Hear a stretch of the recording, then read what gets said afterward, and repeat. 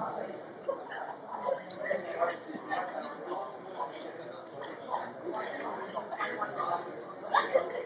you can ask them time and because you need to sign on.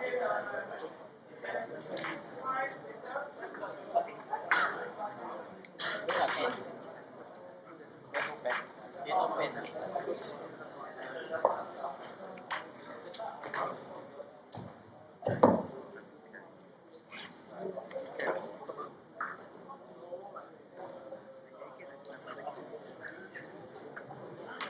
Hi, good afternoon to all of you. Thank you for coming down for this opening talk for the AMM3 problem-based learning project designed and run by NTU School of Physical and Mathematical Sciences together with Singapore Poly Math and Science Department School. Right? I'm Dr. Jaya. I oversee the Advanced Maths program that's offered to all our students across SP. And today, we are privileged to have with us Dr. Fedor Duzin from NTU School of Physical and Mathematical Sciences. He's been helping us run this program over the past several years now. And we've had your seniors, several batches of students who have gone through this program. And this part of the program in particular is an extremely enriching one if you put in your efforts to derive the best out of it, right?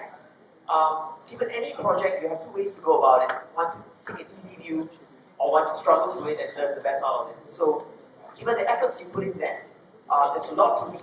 There's a lot of benefits to read from this opportunity. Okay, so Dr. Fedor Duzin is from Russia, right?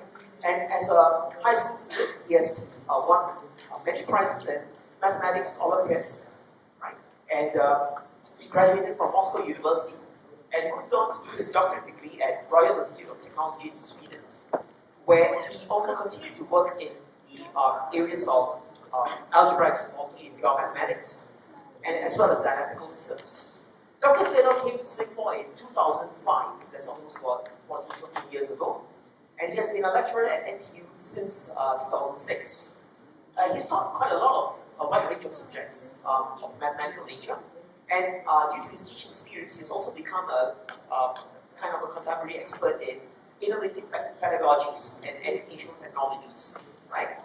He's got very good knowledge on educational management systems as well, and so it'll be a joy to hear from him today on problem-based learning that he's planned for us. And so please listen in carefully. This is going to be the synopsis of what he will do. He's going to explain the problems, right? Lay out the problems for you. Please give him the attention, right? And lend him your ears. And we'll follow up with the slides of his presentation later on. But it's very important that you take away the mathematical elements that he's going to discuss today. Alright? So without any further ado, I'll call upon Dr. Fedor Duzin to deliver his presentation. Yeah, thank you very much. So, today's lecture is going to be about some kind of mathematical modeling, and as you will see later, part of your challenge today is to get the real data for your PBL.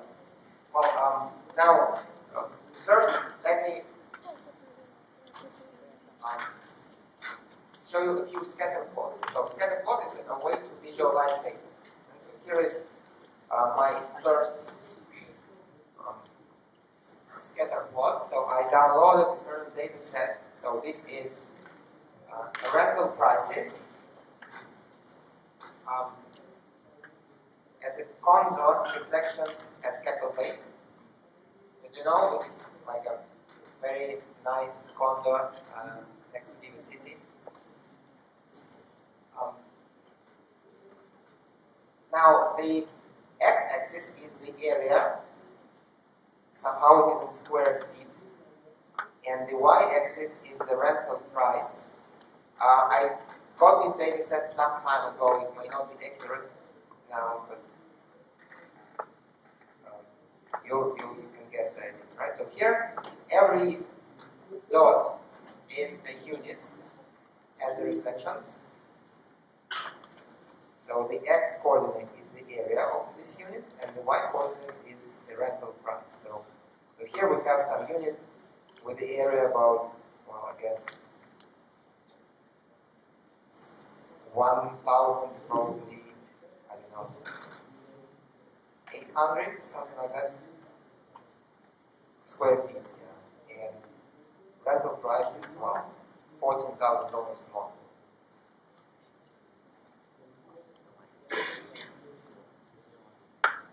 Right, so this is another data set. So here, every dot represents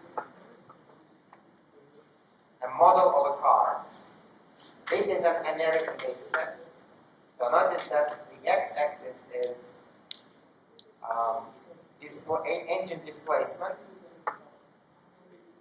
but the units are 100, 200, 300, 400. Of course, it is not square centimeters, so these are square cubic inches.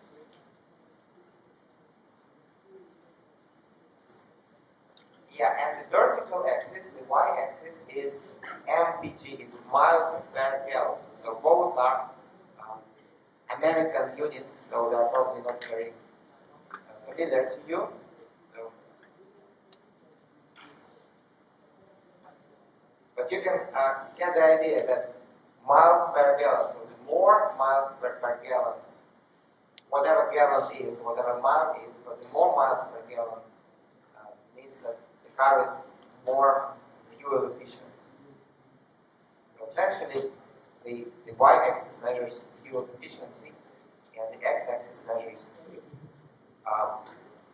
size of the engine, and we see that there is some kind of a relation here. Bigger size means less fuel efficiency. All right, so this is another data set. So this comes from my class, the class that I taught several years ago at NTU. So here every dot is a student. So the x-axis is that student's score for the course project, which is essentially the same as PBL, that's the one that you're doing here. And the y-axis is the exam score. Do you have a final exam in this course? So, which means that in the end, you can probably collect a data set that looks like this.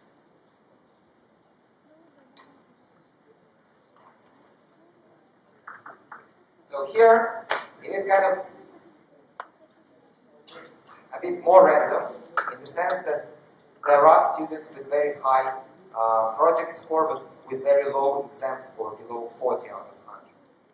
And there are students with very high exam score, like 100, but project score, well, is not too bad, but not too good either. Alright, so this is a bit more complicated. So here, every data point is a diamond. So the x-axis is the weight of the diamond.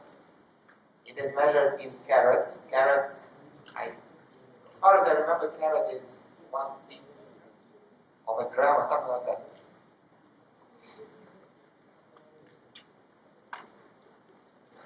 And diamonds, they are classified by their color, so different colors have different prices. But within the same color, of course, the bigger the diamond is, the more expensive. This is what we see from this thing.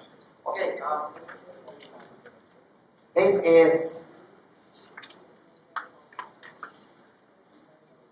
it is probably a bit hard to see, but here every point represents, this is a data set collected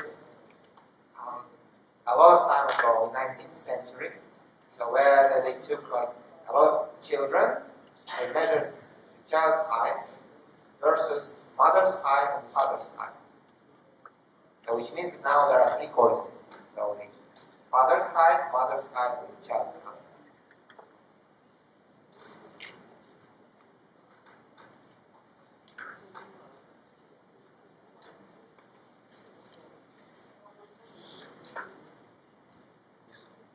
Well, and one more example. This is a bit funny. This is taken from an actual research paper. that claimed to find the relationship between intellect and chocolate consumption. This is a very, very, very famous incorrect paper. So it is an example of a statistical mistake that you can try to read about. So just Google like the number of Nobel laureates per capita versus chocolate consumption. I'm not going to get into details, but so here every dot represents a country. So the x-axis is the chocolate consumption per capita, and the y-axis is the number of Nobel laureates per 10 million of population. And what this data set tells us is that the more chocolate a country consumes, the more Nobel laureates it has.